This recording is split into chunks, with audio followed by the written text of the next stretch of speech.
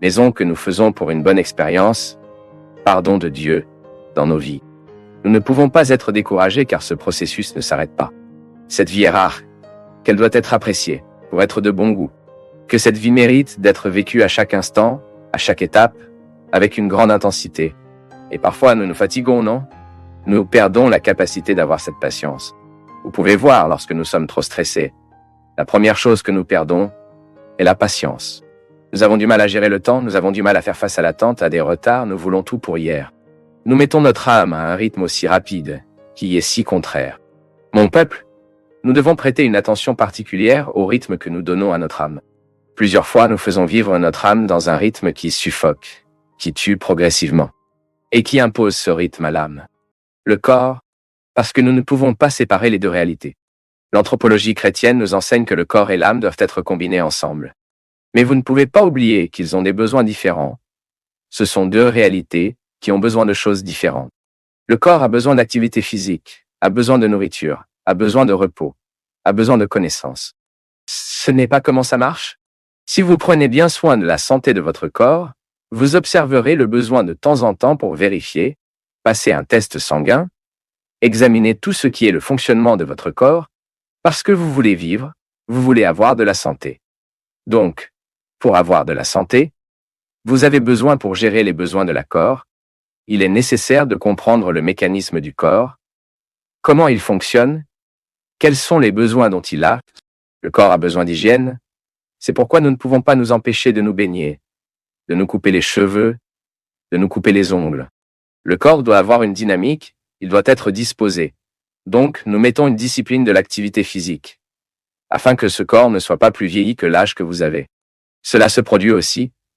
Parfois nous avons 50 ans, mais à cause de la mauvaise vie que nous avons donnée au corps, que nous avons imposée au corps, nous avons peut-être déjà 70 ans dans la chair, mais pas en réalité.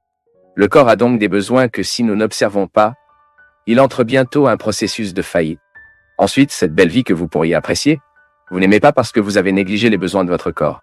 Ensuite, vous allez aux besoins de l'âme. Oh mon Dieu, à quel point les besoins de l'âme sont différents. L'âme a besoin de prière. L'âme a besoin d'un silence. Bien sûr, c'est le corps qui fait ce silence, pour que l'âme puisse se sentir. J'aime dire que lorsque le corps est silencieux, jusqu'à ce que l'âme commence à ressentir les avantages du corps d'être silencieux et silencieux, c'est un moment. Ce n'est pas immédiat. L'âme obtient un vol qu'à l'intérieur du corps parce que nous nous précipitons toujours. Nous sommes donnés au corps un rythme hallucinant constamment. L'âme a donc du mal à se reposer. Et la prière, la vraie prière, est celle qui muait le corps. L'âme commence également à se taire. Et puis elle commence à être sujette à Dieu. Elle commence à avoir la possibilité d'avoir une rencontre avec Dieu.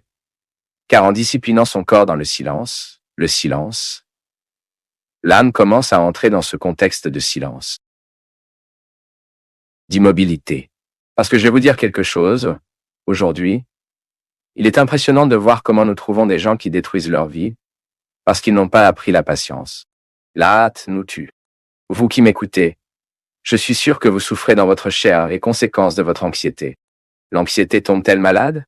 Le manque de patience nuit-il à votre relation avec les autres? Votre vie vous exige? Vous avez une vie sociale qui vous jette tout le temps? Vous travaillez beaucoup? Vous trouvez beaucoup de gens? Et quel est l'espace que vous créez pour créer dans votre cœur cet espace de patience que seul Dieu peut nous donner? Quel est l'espace que vous créez afin que Dieu puisse façonner votre âme en fonction de votre volonté, du désir qu'il a? Quel espace offrez-vous à Dieu pour que votre floraison spirituelle se produise? De sorte que vous ne vous portez pas trop dans cette vie qui ne s'arrête pas, dans cette vie si rare, et que vous ne réalisez souvent pas à cause du mode de vie. Vous avez choisi de vivre. Je vous ai dit ici une fois et répété à nouveau. Fondateur de la congrégation du Sacré-Cœur des Pères de Jésus, où j'ai été formé, Dieu merci. Toute l'information que je dois à la congrégation du Sacré-Cœur de Jésus. Pour le Père John Léodome, il l'a dit, Dieu ne peut rien faire avec nos œuvres s'il avant qu'il n'ait pas de cœur. C'est ce dont je parle.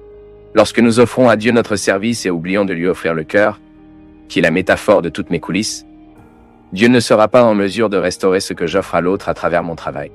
Et en peu de temps, je vais m'offrir, et m'offrirai. Seulement moi, je porterai trop, Je serai fatigué. Je perdrai ma patience. Je serai stressé. Je serai dégoûtant avec les gens. Et j'oublierai le délicatesse qui est précisément la caractéristique de chaque chrétien. Par conséquent, n'ayez pas peur de vous présenter dans la dynamique de votre vie quotidienne, l'espace de votre restauration intérieure. Cela peut durer 5, 10 minutes. Silence, prière, respiration profonde. L'exercice d'une respiration profonde est excellent pour ceux qui veulent se reposer, pour ceux qui veulent bien dormir. Une bonne lecture, une chanson qui vaut la peine de bien faire. Père, ma question est la suivante. Le pardon de Dieu est-il avant tout? Et demandez-vous simplement par pardon pour que nous soyons pardonnés. Premièrement, le pardon de Dieu dans notre vie n'est pas un processus magique. Tout comme nous le savons aussi dans la vie, il n'y a rien de magique. Tout est le résultat d'une lutte, d'un processus. Nous n'avons aucune solution magique aux choses, et Dieu nous traite également selon la vie. La théologie nous enseigne que Dieu ne contredit pas du tout l'ordre des réalités créées. Dieu ne peut pas interférer avec l'histoire afin de contrer la réalité créée. Dieu ne contredit pas la création. Et le processus de la vie humaine est totalement inséré dans le processus de réalité créée. Je suis un être humain que je vis les règles de la condition humaine. Vous êtes un être humain qui vit les règles de la condition humaine. Et ici, il y a cette loi fondamentale. Ce que nous plantons, un jour, nous récoltons. Lorsque nous parlons d'erreur humaine, nous parlons alors de ce contexte. Nous sommes dans ce contexte. Une erreur est toujours une réalité qui a le pouvoir de nous déranger. Si vous ne vous inquiétez pas aujourd'hui, tôt ou tard, cela se dérangera. Les erreurs sont comme des pierres pleines de bords. Ils ne se déposent pas très facilement en nous. Comment pouvons-nous comprendre le pardon de Dieu dans nos vies? Pardonner tout? Le pardon de Dieu est-il au-dessus de la réalité humaine? C'est-ce? Mais tout en Dieu est configuré comme une réalité de 2 piliers. Quel est le cadeau que nous recevons gratuitement? Mais quelle est une tâche? C'est-à-dire ce qui est une réalité qui dépend de nos efforts. Alors Dieu nous pardonne toujours? Toujours pardonner. L'amour de Dieu est au-dessus de toute erreur, le pire des criminels, l'erreur la plus odieuse, le crime le plus odieux et le clair. Dieu est miséricordieux et tendra toujours son amour dans le sens de l'humanité. Mais il y a un détail, il y a une réalité humaine qui doit également être pardonnée. Et souvent, la dimension de l'amour et du pardon de Dieu ne peut pas réaliser la réalité humaine. Ce n'est pas parce que Dieu ne veut pas pardonner. C'est parce que la réalité humaine est toujours terriblement blessée par l'erreur commise. Nous ne pouvons donc comprendre le bénéfice du pardon de Dieu que lorsque nous travaillons également dans la réalité du pardon humain. Il ne sert donc à rien qu'une personne entende si vous avoue, en disant à leurs péchés, à ses erreurs. S'il n'y a pas après avoir confession un processus de réintégration, c'est-à-dire de réaliser ce qui était disconnué à l'intérieur. Ainsi, le don de Dieu, qui est toujours indulgent, n'aura que l'efficacité dans la vie humaine à partir du moment où la certitude de cet amour nous fait corriger ce qui est humain. C'est pourquoi le pardon est toujours un processus thérapeutique de réconciliation, de guérison. Plusieurs fois, nous trouvons des gens qui ont déjà avoué leurs péchés, mais qui ne se sont pas encore avoués. Ils ont déjà reçu l'acquittement de Dieu, mais n'ont pas encore reçu leur acquittement. C'est intéressant. Je me souviens de ce film Titanic, quand dans les scènes finales, quand cette vieille dame dit à ses bateaux, les bateaux qui sont partis, quand ils ne sont pas revenus pour aider, laissez-la, dérivaient là-bas dans la mer froide, parce qu'ils avaient peur, les bateaux qui s'y tiennent. 80 personnes, au plus 20 ans. Ils n'y sont pas allés au milieu de l'épave pour chercher ceux qui devaient être sauvés, car ils avaient peur qu'avec une tentative de gravir, ce groupe de personnes se noyât, qu'en essayant de gravir les bateaux, ces bateaux épaves également. Et puis, et je me souviens qu'il y a une belle scène parce qu'elle l'a dit, vous avez dit, en fait, ce qui s'est passé ensuite, c'est la tentative de se réconcilier avec une histoire, parce que ceux qui ont été sauvés de l'épave vivaient à jamais avec cette malheureuse conscience. Nous aurions dû retourner chercher ceux qui avaient besoin d'aide. Et puis elle utilise une expression belle et triste en même temps. Après cela, ils ont traversé leur vie en attendant un acquittement qui n'est jamais arrivé. Vous voyez ici, vous avez un fait très concret pour nous de comprendre le processus d'acquittement humain. Quand je commette un crime, par exemple, si j'étais sur ce bateau et que j'avais décidé de ne pas retourner chercher les naufragés qui étaient là, devant être retirés des eaux glacées de l'océan Atlantique, je devrais vivre le reste de ma vie avec cette décision. Ceci est un processus humain. Autant que Dieu essaie d'interférer, autant que Dieu me prouve son amour, Je devrais vivre avec cette malheureuse conscience de ne pas être revenu, de ne pas avoir fait, de ne pas avoir aimé.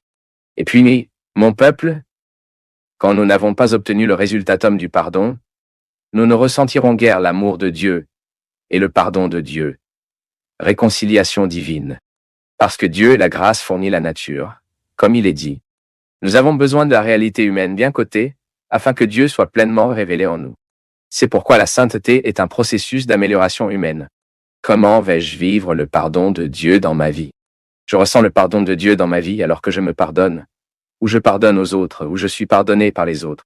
Le contexte historique du pardon est la vie.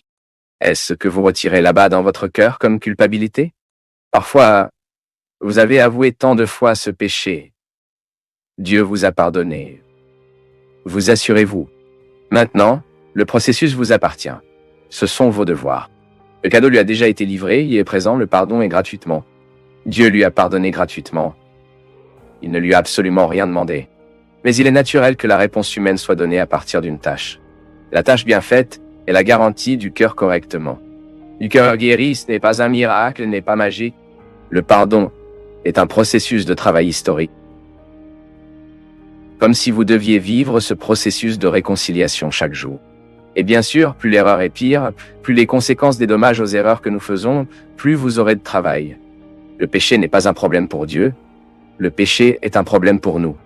Pourquoi nous devons vivre avec nos faiblesses tout le temps? Et je le crois même tellement parce que la qualité du chrétien est directement associée à la qualité du travail personnel qu'il a avec lui-même. C'est la matière humaine qui est travaillée tous les jours. Coupée, retirée dans les bords, non? Lorsque nous découvrons qu'il y a en nous un processus humain à faire, afin que le processus de Dieu en moi soit transparent, c'est la même chose qu'un verre sale. Les gens, plus nous nous jouons de la lumière dans ce verre sale, plus la saleté qui apparaît est grande. Mais cela ne doit pas être découragé, non? Plus vous jouez de lumière dans ce verre, parfois nous sommes comme des lunettes sales, non? C'est beaucoup de graisse accumulée, c'est beaucoup de poussière accumulée dans nos vies pour le manque de pardon, le manque de réconciliation avec nous-mêmes, avec les autres. C'est donc un processus dont nous devons nous occuper chaque jour. Le pardon de Dieu est avant tout. Mais nous pouvons dire, mais cela dépend tout le temps de la réconciliation humaine que nous vivons. Donc si j'ai besoin de me réconcilier avec mon passé, avec mes erreurs, j'ai besoin de regarder un peu plus de miséricorde. Parfois, j'ai besoin de regarder avec un peu plus de miséricorde avec l'autre. Tout cela est une tâche. C'est un devoir de